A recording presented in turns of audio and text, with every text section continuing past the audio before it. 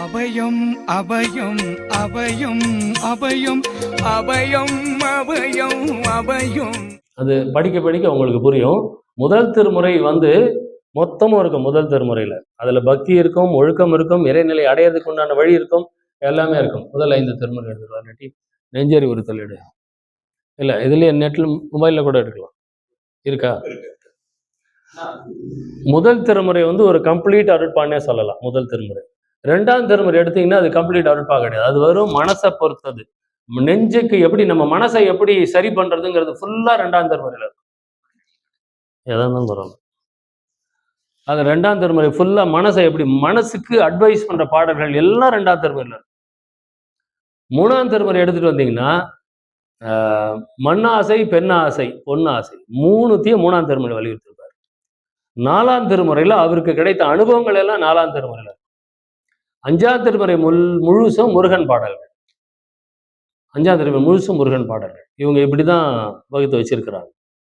6ஆம் திருமுறை எதெல்லாம் 5 திருமுறை வரைக்கும் பதிப்பிக்கலையோ மீதி எல்லாத்தையும் எடுத்து 6ஆம் திருமுறையா போட்டாங்க.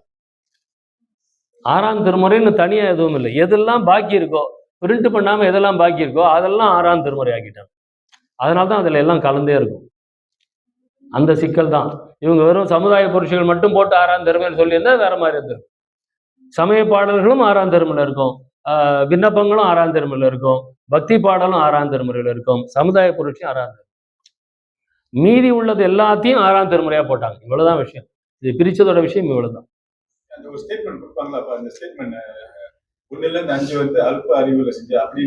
கிடையவே கிடையாது. 4 இப்ப முதல் 5 திருமுறைகள் வெளியே வர்றதே தப்பு. 4 திருமுறைகள் தான் வெளியே வரணும். 5ஆம் திருமுறை தனியா வரணும், 6ஆம் திருமுறை தனியா வரணும். வெளியாக்குனது அப்படிதான். 1880 5ஆம் திருமுறை வெளிவரும்போது வேலாயுத மொழியார் அதுக்கு ஹெல்ப் பண்றாரு. 1885 6ஆம் திருமுறை வெளியிடும்போது வேலாயுத மொழியார் பிரிஞ்சு போயிட்டார். எனக்கு வேண்டாம், இந்த வேலையை நான் பண்ண மாட்டேன். வள்ளலார் வெளியிடக்கூடாதுன்னு சொன்னாராம். மற்றைய பாடல்கள் வெளிவர வேண்டாம், அது காலம் நேரும் போது வெளிப்படும் அப்படின்னு சொல்லி விட்டுட்டார். அதில் வேலாயுத மொழியார் அதை சொல்லிட்டு அதை வெளியிடுறதுக்கு நான் ஒத்துழைக்க மாட்டேன்னு சொல்லிட்டு வெளியே வந்தார். அவர் இல்லாம தான் 6ஆம் திருமுறை வெளிவருது. அவர் பிரிக்கவே இல்லை. நிறைய பாடல்களுக்கு தலைப்பு கூட வள்ளலாரே கொடுக்கல. போட்டிருக்காரு. 4 வரைக்கும் வள்ளலார் இருக்கும் காலத்துல வெளிவந்தது. சூப்பர்வைஸ் பண்ணி விடு. ஏன்னா அதுல கரெக்ஷன் பண்றாரு. ஒரு கடிதத்துல கரெக்ஷன் பண்றாரு. ஒரு பாட்டை கரெக்ஷன் பண்றாரு. இது இந்த மாதிரி இருக்குது, இது தப்பு, இதை மாத்தி போடுங்கன்னு கரெக்ஷன் பண்றாரு. அவர் ரிவ்யூ பண்ணியிருக்காரு. 5, 6 கிடையாது. 5 1880 தான் 5ஆம் திருமுறை வெளிவருது. 1885 6ஆம் திருமுறை வெளிவருது. 3 புக்கா தான் இவங்க பிரிச்சாங்க. வள்ளலார் 4 தான் பிரிச்சார். 4 திருமுறை மட்டும்தான் வள்ளலார் வெளியிட்டார். அது வரைக்கும் போதும்னு சொல்லி நிறுத்திட்டார். மீதியை வெளியிட வேண்டாம்னு சொல்லிட்டார். என்ன இந்த பிரச்சனை எல்லாம் வரும்னு தெரியும் போல இருக்கு. 4 திருமுறை மட்டும் வந்திருந்ததுன்னா வள்ளலாரை கும்பிட்டுட்டு போயிட்டே இருந்திருப்பாங்க, இல்ல சிவபெருமானை கும்பிட்டுட்டு போயிட்டே இருந்திருப்பாங்க. 4 திருமுறை மட்டும் வெளியே வந்ததுன்னா சன்மார்க்க கடவுள் சிவபெருமான், முடிஞ்சு போச்சு, நிம்மதியா இருந்திருக்கும் எல்லாருக்கும். இந்த மற்றது வந்ததுனாலதான் இந்த சிக்கல் எல்லாம். ஆமா, தமிழ் படிக்க தெரியாதவங்களுக்கு அதாவது தமிழ் கத்துக்கோங்கன்ற அறிவுரை தான் சொல்றேன். இல்ல, இறை பாஷைங்கிறது தமிழ் தான் வள்ளலார் சொல்றாரு. இறைவனோட நீங்க பேசணும்னா அதுக்கு தமிழ் தான். இறைவனுக்கு எல்லா மொழியும் தெரியுமே. என் பையன் தான் கேட்டான், ஏன்னா இறைவனுக்கு அப்ப தமிழ் மட்டும் தான் தெரியுமா, என்னப்பா நீ இந்த மாதிரி எல்லாம் கதை அடிச்சிட்டு இருக்கிற அப்படின்னு. நானே கல்லால் அடி பண்ணி இப்படி சொன்னீங்கன்னா அப்படின்னா என் பையன் சொன்னான். நான் சொன்னேன், அப்படி கிடையாதுடா, இறை பாஷைன்னு ஒண்ணு இருக்கு. இப்போ நாய் பேசுறது உனக்கு புரியுதா, பூனை பேசுறது உனக்கு புரியுதா? நீ நாய் வளர்க்குற, என் பையன் நாய் ரொம்ப செல்லமா வளர்த்துட்டு இருக்கோம். நீ நாய் வளர்க்குற, அது சத்தம் போட்டுச்சுன்னா அதுக்கு கக்கா வருதுன்னு கூட்டிட்டு போற. இன்னொரு தடவை வேற மாதிரி சத்தம் போடுதுன்னு நீ சொல்ற. எனக்கு 2 சத்தமும் ஒன்னாதான் எனக்கு கேக்குது. அப்போ உனக்கு வேற மாதிரி கேக்குது. பசிச்சா வேற மாதிரி சத்தம் கேக்குதுங்கிற, தண்ணி வேணும்னா வேற மாதிரி கத்துதுங்கிற, உச்சா போடணும்னா வேற மாதிரி கத்துதுங்கிற, கக்கா போடணும்னா வேற மாதிரி கத்துதுங்கிற. உனக்கு நாய் பாஷை உனக்கு தெரிஞ்சுதா இல்லையா? எனக்கு தெரியாது. அப்ப நீ அது கூட பழகிக்கிட்டே இருக்கிறதுனால உனக்கு அதுக்கு தெரியுது, அப்ப எனக்கு தெரியாது. அப்ப நான் அதை எனக்கு தெரியணும்னா நான் என்ன பண்ணணும்? பழகு. அப்ப தமிழ் இறை பாஷை. அப்ப இறைவனோட நீ கலந்து உரையாடணும்னா நீ பழகு. பழகினாதான் முடியும். தமிழ் கத்துக்கணும். வழி இல்லை. வேற வழி இல்லை. சங்கத்தோட தமிழ் டீச்சர் அவங்க இலவசமா சொல்லி தராங்க. சூப்பர். அவங்க ஏன் சொல்றாங்கன்னா வர்றவங்க நிறைய பேர் வர மாட்டாங்க.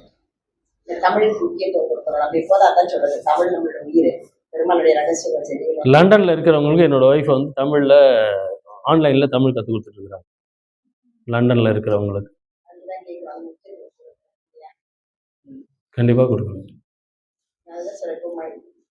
முக்கியமா நான் வந்து நயம்பாடியில் தமிழ் வகுப்பும் திருக்குறள் வகுப்பும் எடுத்துட்டு இருக்கிறேன். எனக்கு தமிழ்லாம் ரொம்ப தெரிஞ்சிடாது, உடனே கேட்டுறாதீங்க. நமக்கு தெரிஞ்சதை சொல்லி கொடுத்துட்டு இருக்கோம். எல்லாரும் கத்துக்கிட்டு அது நம்ம மார்க்கத்துல உள்ள அந்த திருமுறையெல்லாம் படிக்கலாம். உணர்ந்து படிக்கிறது வேற, சும்மா படிக்கிறது வேற. நான் வந்து முதல்ல சும்மா படிங்க, எனக்கு எங்க அப்பாவுக்கும் கூட சண்டை வரதில்லை. எங்க அப்பா வந்து பொருள் உணர்ந்து படிக்கணும் பாரு, கம்முன்னு வேலையை பாருப்பா, முதல்ல படிக்க வை, அப்புறமா பொருள் உணரட்டும். நீ பொருள் இருந்து படிக்கணும்னா 2 நாள் படிச்சு 3ஆவது நாள் வரமாட்டேங்கிறான். இது ஒண்ணுமே புரிய மாட்டேங்குது. இதுல என்ன பொருள் வேற, படிக்கவே வர மாட்டேங்குது, பொருள் வேற உணர்ந்து படிக்கணுமா, போங்கய்யா அப்படின்ட்டு போயிடுவான். ஆனா அப்பாட்ட சொல்லுவேன், நீ பேசாம இருக்கிறியா, முதல்ல படிக்க வைக்கலாம், அதுக்கப்புறமா பொருள் உணர்த்தலாம். ஆமா அப்படிமா. நான் இப்ப சன்மார்க்க வழியில போறோம், சுலபமா முறையா முதல்ல அவங்க என்ன கொள்கையில அல்லது என்ன கோட்பாடுகளா அவங்க வந்து முதல்ல நமக்கு வந்து இரக்கம் இருக்கணுமா. நம்ம உதவி பண்றோமோ இல்லையோ அதெல்லாம் வேற விஷயம். இறக்கப்படணும். ஒருத்தர் வந்து சாப்பாட்டுக்கு வழி இல்லாமல் ஒருத்தர் போறார், நம்மள்கிட்ட கொடுக்கறதுக்கு ஒன்றுமே இல்லை, பணமும் இல்லை, நம்மள்கிட்ட பொருளும் இல்லை கொடுத்து உதவி பண்ணுறதுக்கு. அவனுக்கு நம்ம எப்படி இரக்கம் காட்டுவோம்? பெருமானே அந்த ஜீவனுக்கு சாப்பாட்டுக்கு ஏதாவது வழி பண்ணு அப்படின்னு நம்ம வேண்டுறோம் பாருங்க, அதுதான் இரக்கம். அதை தான் வள்ளலார் சொல்றார்.